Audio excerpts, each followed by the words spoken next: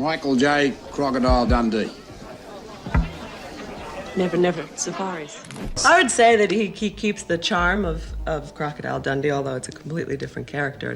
It's likable and funny. Please subscribe. It means a lot to me and costs you nothing. Paul Hogan sat in that quiet Venice Beach home in 2024, staring out the window when he finally said it out loud. I was deceived. I lost everything because of a love I thought was written in the stars. The moment he shared that truth, it shattered the picture-perfect story the world once believed in. Back in the Crocodile Dundee days, everyone thought Paul and Linda Kozlowski had the ultimate Hollywood romance. But behind the smiles was a slow-burn setup that he never saw coming. Linda, the same woman he left his wife and 5 kids for, moved with precision. The small gestures, the soft looks, the perfect timing. It all felt like destiny, but it was really a net closing in around him. From the minute they met on that hot 1985 Outback set, Paul unknowingly became part of someone else's script. His fame, his marriage, his family. All of it slowly slipped away while he chased a feeling he thought was real. He was a global heartthrob, but deep down, he was carrying the kind of loneliness that made him vulnerable. And Linda stepped right into that space with charm and initiative that felt almost too flawless. Years later, when the illusions finally cracked, all he had left were memories and a truth that still hits hard. From the very start, in those remote northern filming spots, Linda kept finding ways to be close to Paul, way too often to be coincidence. She moved with quiet confidence, never pushy, always smooth, always accidentally in the right place. Early mornings around 6 a.m., while the crew was setting up, Paul would spot Linda at a small table holding a fresh cup of coffee, walking straight toward him with that soft smile. "Try this." "I made it the way you like," she'd whisper, like she already knew him better than anyone. At first he brushed it off, but soon he started expecting that warmth she brought into the wild Aussie landscape. And when they moved to Sydney for jungle scenes, it continued. Same coffee, same smile, same closeness that felt too perfect. Linda didn't stop at kindness. She slid into his routine completely. Every afternoon she'd invite him to rehearse inside a tiny tent on set, giving notes, boosting his confidence, making him feel understood in a way he hadn't felt in years. Then came the lingering looks, the soft glances, the quiet talks under blazing sunsets in Crocodile. One day, in a small Darwin bar, she asked softly, "Are you happy?" No one had asked him that in years, and she knew exactly how powerful that moment would be. Morning coffees, afternoon rehearsals, evening concern, it all looked sweet, but underneath it was a slow, steady plan crafted by Linda's careful moves. Step by step, Linda slid deeper into Paul's private world, moving with a kind of quiet strategy that looked innocent to everyone else. The media picked up on their closeness fast, and Sydney papers started dropping hints like, "Sparks ignite when there is warmth." Paul kept telling himself, "We're just close colleagues," while Linda kept the perfect balance, never crossing the line publicly, but leaving just enough emotion floating around to stay in his head. Everything shifted after one rainy afternoon in Darwin. Paul finally confessed, "I feel guilty. I have a family. I can't keep going like this." Instead of backing off, Linda locked eyes with him and whispered, "I don't need anything. I only need to love you, even if I stay in the shadows." That line hit him straight in the heart like it was designed for maximum impact.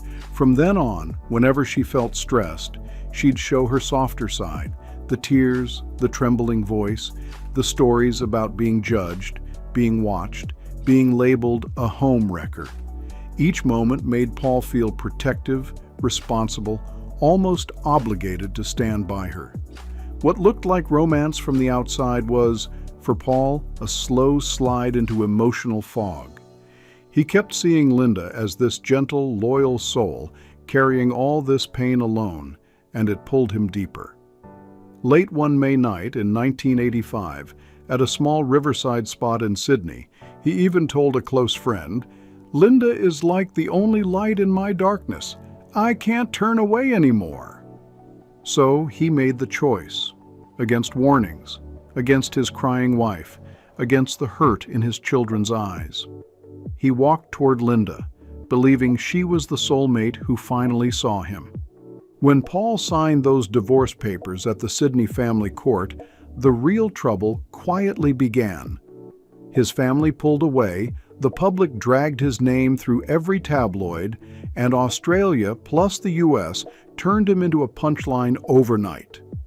Once seen as steady and dependable, he was suddenly painted as unfaithful and heartless, trapped in headlines he couldn't escape. But with Linda beside him, Paul kept telling himself the pain was part of the price for true love. Only years later, sitting alone in that Venice Beach house, did the truth hit him hard. He had given up everything for something that wasn't built to last. "Turns out, I was just a stepping stone for her to climb," he admitted, the words shaking with regret.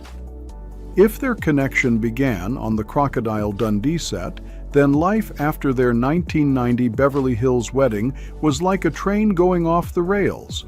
Paul expected peace, a quiet wedding, no cameras, just a fresh start. But the woman who once brought him coffee in the outback slowly became someone he barely recognized inside their Venice Beach home.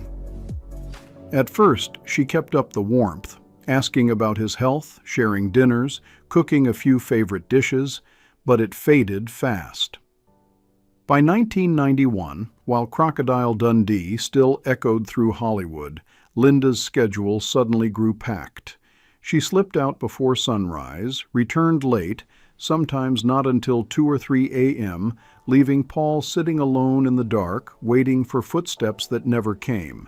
And when she finally walked through the door, she offered nothing, no explanation, no comfort, just silence. That cold distance settled into the house day by day, breaking Paul's heart little by little until he could barely recognize the life he had sacrificed everything for.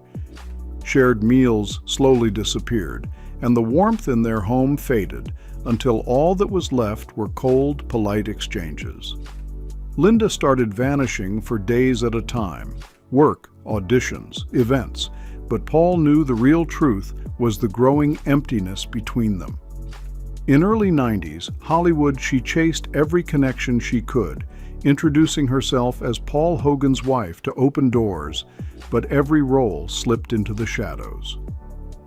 Almost an Angel, 1990, Backstreet Justice, 94, Village of the Damned, 95, each project came and went without a spark.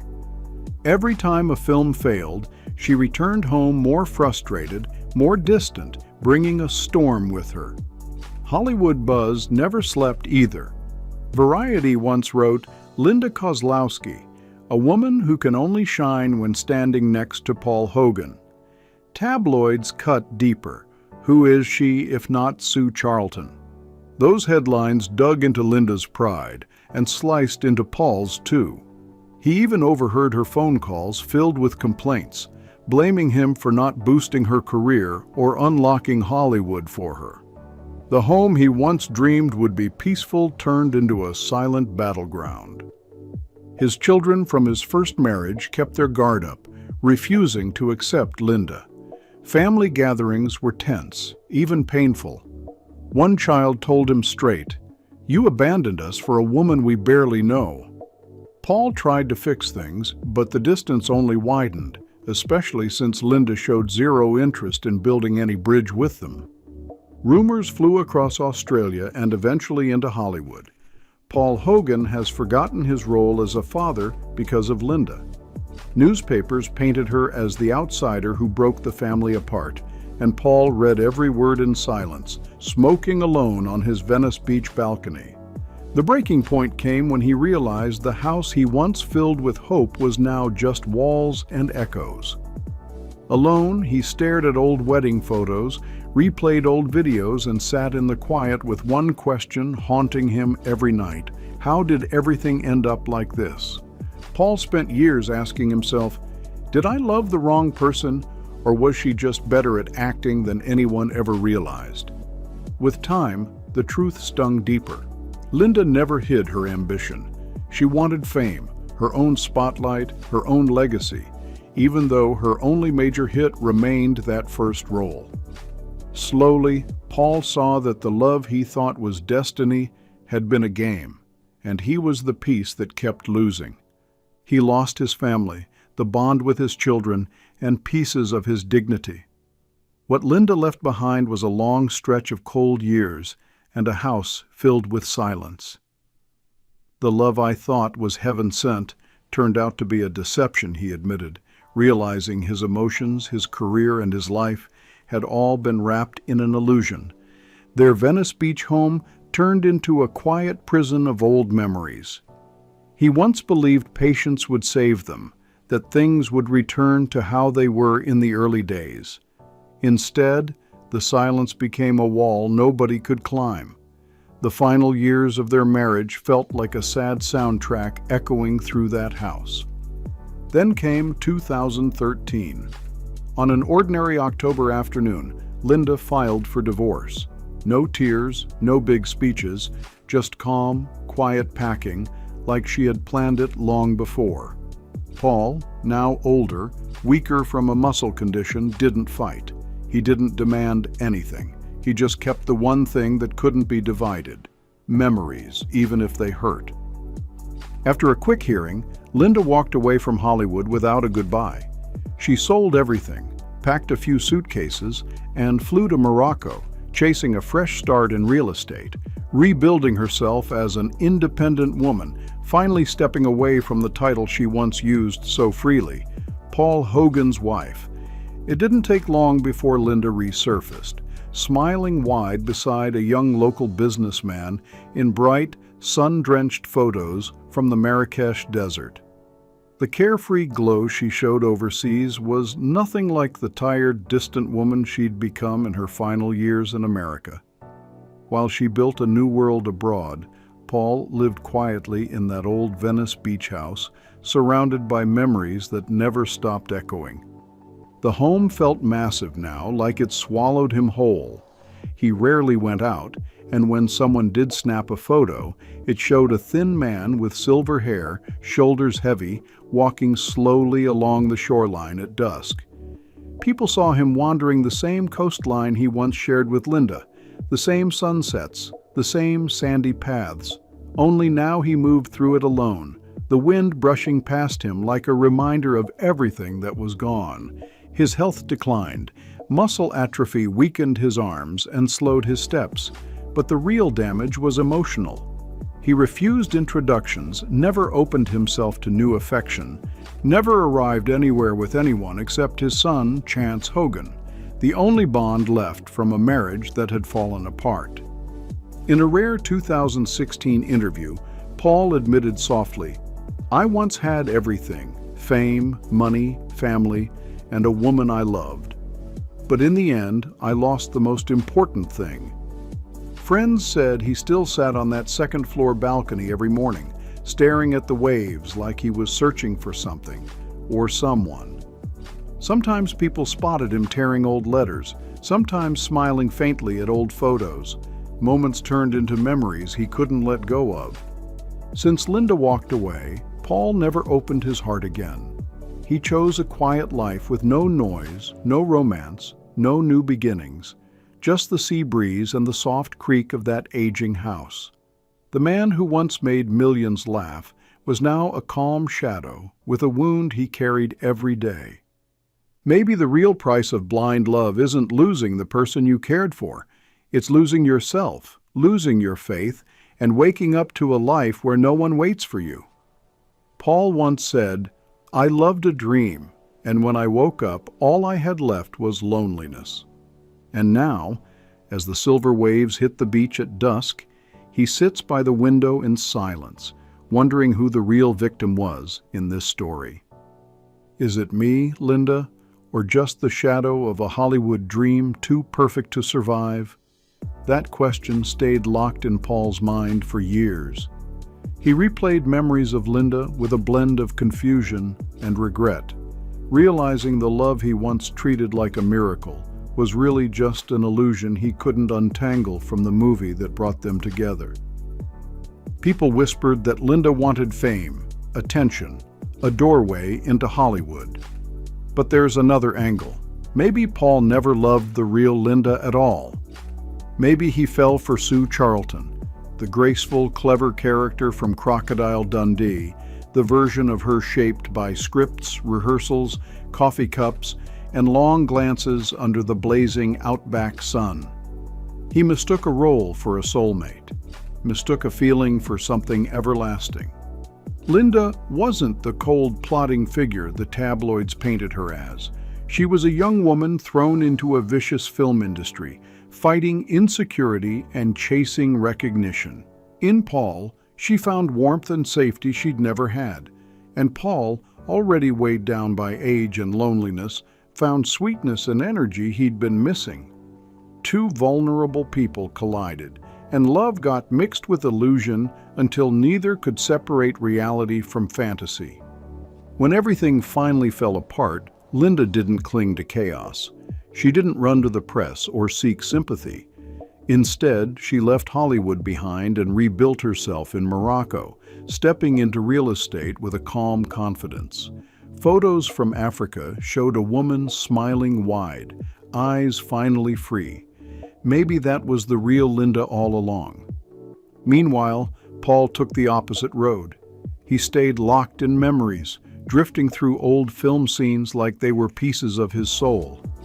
Every morning he sat on that balcony, staring at the ocean, eyes closed, reliving those golden 1985 afternoons, the laughter, the looks, the hand he once believed would stay in his forever. The more Paul drifted back into those memories, the deeper he sank into that heavy mix of emptiness, loss, and regret that never stopped haunting him. Their tragedy was quiet, almost silent. No public fights, no messy court battles, none of the usual Hollywood chaos. It was the kind of heartbreak where one person loved too hard without getting that same love back, and the other loved in a way that never matched. Both of them mistook emotion for performance, reality for temptation, and sincerity for ambition. Linda moved on with her life, living free, choosing her own path, loving whoever she wanted without needing to prove anything to anybody. And Paul, he stayed behind, stuck with old memories, standing behind doors that would never open again, listening to the waves whispering the truth.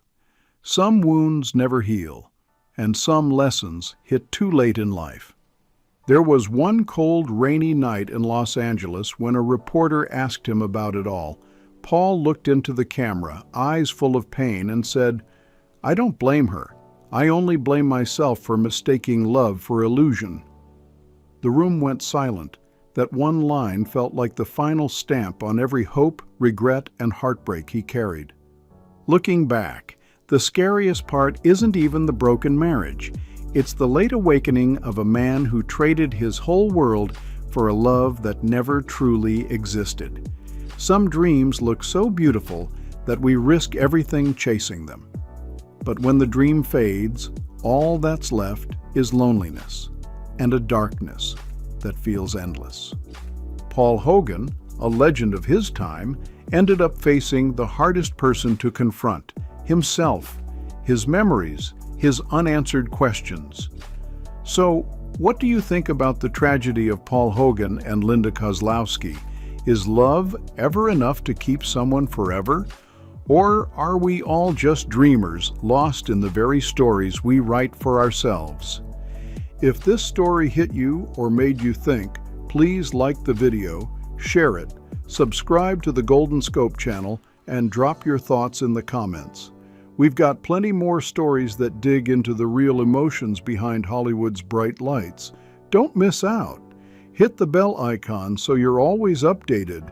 Thank you for watching till the end.